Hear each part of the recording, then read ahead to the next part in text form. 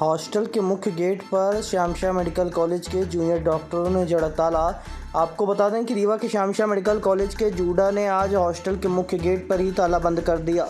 रास्ते की समस्या से जूझ रहे जूडा ने कहा कि उन्हें जो रास्ता दिया गया है वह पीछे की ओर से है और कच्चा है, जहां अक्सर दुर्घटनाएं होती रहती हैं। उनकी गाड़ियां भी फंस जाती है, जिसके चलते उन्हें सामने के मुख्य गेट से आने जाने की सुविधा प्रदान की जाए, लेकिन ठेकेदार की मनमानी के चलते इस मुख्य गेट से उन्हें आने जाने नहीं दिया जाता है। जूडा ने कहा कि पूर्व में भी उन्होंने डीन सहित अन्य जिम्मेदारों को पत्र देकर रास्ते की मांग की थी, लेकिन किसी भी प्रकार की सुनवाई न हो पाने के चलते आज उन्होंने हॉस्टल के मुख्य द्वार पर ताला जड़ दिया। जूनियर डॉक्टर एसोसिएशन ने कहा कि जब तक उन्हें इस रास्ते से आने जाने नहीं दिया जाएगा तब तक वह ताला नहीं खोलेंगे। मौके पर जूनियर डॉक्टर एकत्रित हुए और रास्ता खोले जाने की मांग कर रहे हैं। इस दौरान जूनियर डॉक्टर पर भी गंभीर आरोप लगाए गए हैं। से चल रहा है तो हमारे हॉस्टल के जैसे आशा ने बताया 2 गेट हैं, गेट नंबर 1 है, गेट नंबर 2 है। तो जो कंस्ट्रक्शन वर्कर्स हैं, जो कॉन्ट्रैक्टर्स हैं, उन्होंने इस गेट नंबर 1 का और जितने भी 2 सड़कें हैं उसका शुरू से कब्जा कर रखा है। सारा सामान उनका यहीं पे है, उनके सारे मजदूर, सारे गार्ड जो भी है सब यहीं पे रहते हैं। हमारा जो गार्ड रूम है उसमें भी उन्होंने कब्जा कर रखा है इतने समय से, तो हमारा गार्ड भी नहीं बैठ पा रहा है। दूसरा, यहाँ के जो दोनों रास्ते हैं उन दोनों को उन्होंने ऑक्यूपाई कर रखा है और हम लोगों के लिए कच्चा रास्ता छोड़ रखा है। अब चूँकि आप तो जगह दे सकता हो, उनको रहना तो है नहीं, हमने डीन सर से भी फॉर्मल रिक्वेस्ट कर दी थी। डीन सर को एक रिटर्न में एप्लीकेशन दे दी थी और जो इनके ठेकेदार हैं उनसे भी हमने फॉर्मली एक बार बोल दिया था कि वो हमारी हेल्प कर सके तो कर दें, लेकिन उन्होंने साफ मना कर दिया था कि वो नहीं करेंगे चाहे ये काम रुक जाए। तो इसीलिए हमारी आवाज़ ऊपर तक पहुँचे, इसलिए हमने ये किया है ताकि हमारी सेफ्टी रहे। इसके बाद ये भी है कि कॉन्ट्रैक्टर जो हैं उनके साथ पहले भी बहस हो चुकी है पीजी लड़कों की, और ऐसा भी पाया गया है कि यूजी गर्ल्स हॉस्टल में भी उनकी गाड़ियां पाई गई है। अब प्रशासन इस पे भी क्यों कोई एक्शन नहीं लेता है? एनुअल फंक्शन के वक्त तो गाली गलौज भी हो गया था कंसल्टेंट, बड़े लेवल के कंसल्टेंट्स के साथ।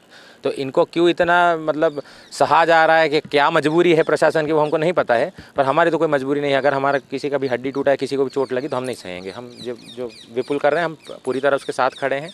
अगर हॉस्टल का ये दरवाज़ा हमारे लिए नहीं खुलेगा, किसी के लिए नहीं खुलेगा।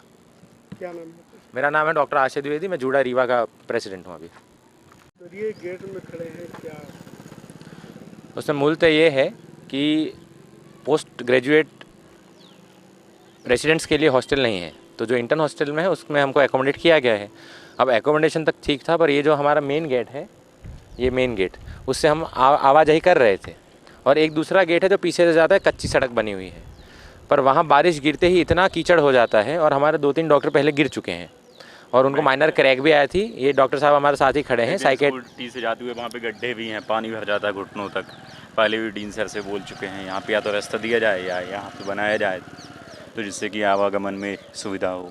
तो लगभग 2-2.5 महीनों से हमने ये मांग की थी प्रशासन से कि अगर ये गेट खोल दिया जाता है तो बहुत सुविधा हो जाएगी, हम यहाँ साइड वाला रास्ता लेके हॉस्टल में घुस सकते हैं।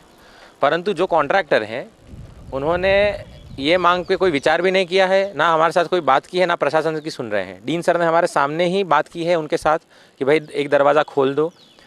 इंदुरकर सर जो पूर्व डीन है हमारे, उन्होंने भी हमारी बहुत मदद की। डीन साहब ने भी बहुत कोऑपरेट किया, परंतु जो कॉन्ट्रैक्टर लेवल पे पता नहीं क्या उनको गिला है, शिकवा है, पता नहीं है, वो खोल नहीं रहे गेट।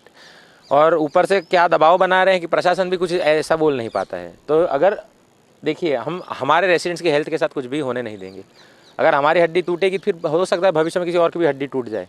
वो कैसे टूटती है? मार्ग अकस्मात में टूटती है कि इनमें से ही कोई एकदम साइड से तो कॉलोनी वासी रहते हैं, साइड से कॉलोनी वासी रहते हैं, उनको भी दिक्कत होती है। और बड़ी बड़ी गाड़ियाँ होती है रेसिडेंट्स की, अगर वो हो जाए तो चक्का जाम हो जाता है। और वो गाड़ियाँ फंस भी चुकी है उधर, पहले भी हमने टोइंग करवा के गाड़ियाँ बाहर निकलवाई है। तो बहुत सारे मुद्दे हैं, हमने उनको पहले भी बोला था। पर आज अगर ये गेट ये लोग आज नहीं खोलेंगे तो हम लोग यहीं खड़े रहेंगे और ये कंस्ट्रक्शन उनका जाम करवा देंगे। आगे कोई कंस्ट्रक्शन नहीं हो पाएगा।